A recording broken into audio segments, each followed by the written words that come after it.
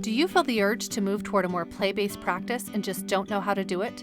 Or maybe you're struggling to incorporate more child-led learning into your otherwise teacher-led program. The research is clear. Play is how children learn best during the early childhood years, but creating a classroom where play is the focus isn't always as straightforward as it may seem. I'm your host, Jen Zollinger. Join me as we explore the incredible ways that play serves preschool children and how to best implement it in your classroom. This is Play Before Pencils.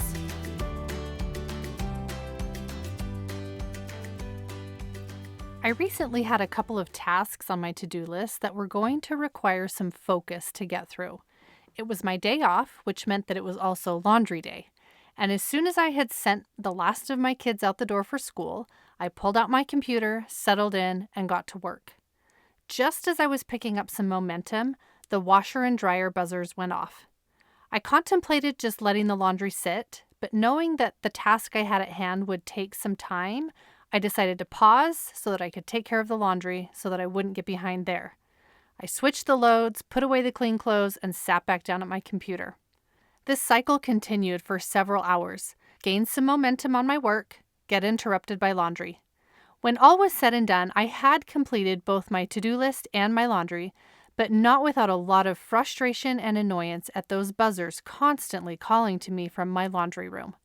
I couldn't help but draw a parallel to play. Imagine how frustrating it is for children to be given some time to play, only to have it cut off prematurely before they've really had time to dig in and get down to business. How often do we give children long, uninterrupted stretches of play, either at home or at school? For most young children, I'd bet that they don't get those opportunities very frequently. As a mom, I was constantly interrupting my children in their play, usually to meet my own needs. I needed to run errands, or I had a meal ready for them and they needed to eat it now, or I had a small chore for the kids to do. As a teacher, I was also interrupting my students constantly in an effort to stick to the schedule and get all the tasks on the lesson plan done. Play was fine as long as it didn't get in the way of the learning that we needed to accomplish. At one school I worked in, there was one 10-minute period of free play scheduled into the day.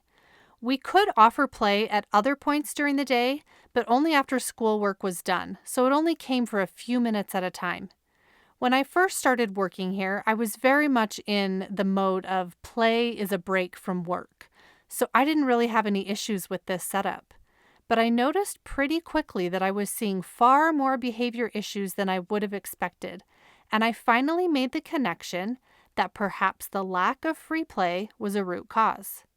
If I were to add up all of the time for play that I was able to offer during that 2.5-hour class period, it was somewhere in like the 30 to 40 minute range. But since it came in such short spurts of time, 5 minutes here, 10 minutes there, it was never enough for the kids to really get anything done, and that must have felt very frustrating for them. As a result, they acted out. It is also very common during free play periods for teachers to pull students for small groups or one-on-one work.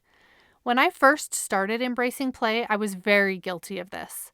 I was offering much more play than I had been before, but I also had not fully let go of the feeling that I needed to be targeting academic skills with more direct instruction.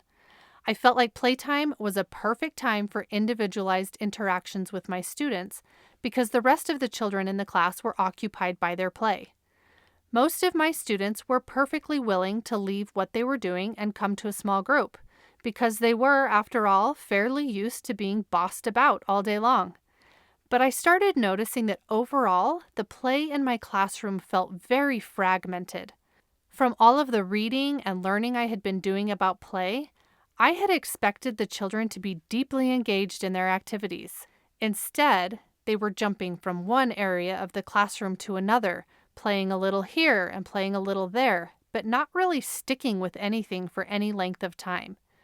When I started backing off on pulling students away from play to complete a small group activity, I started noticing a change in the lengths of their attention spans. It was almost as if they had previously sensed that it was risky to get too involved in their play because it could be interrupted at any time. I was amazed at the difference I saw in my students when I was finally in a position to offer them a minimum of 60 minutes of play in one stretch of time. I can honestly say that I have almost zero behavior problems in the program that I run now, and I fully attribute that to the students in my class having their need to play met. I still offer small group activities from time to time during free play, but these are always optional. I never pull kids away from their play to participate. It is during long stretches of play when the brain has the most opportunity for growth.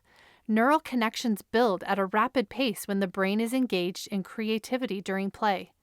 It is during this time when children learn to focus on a task and stretch their attention spans for longer and longer periods of time. And during long stretches of play, children have opportunities to not only run into problems that need solving, but have the time to actually solve them, plus so much more.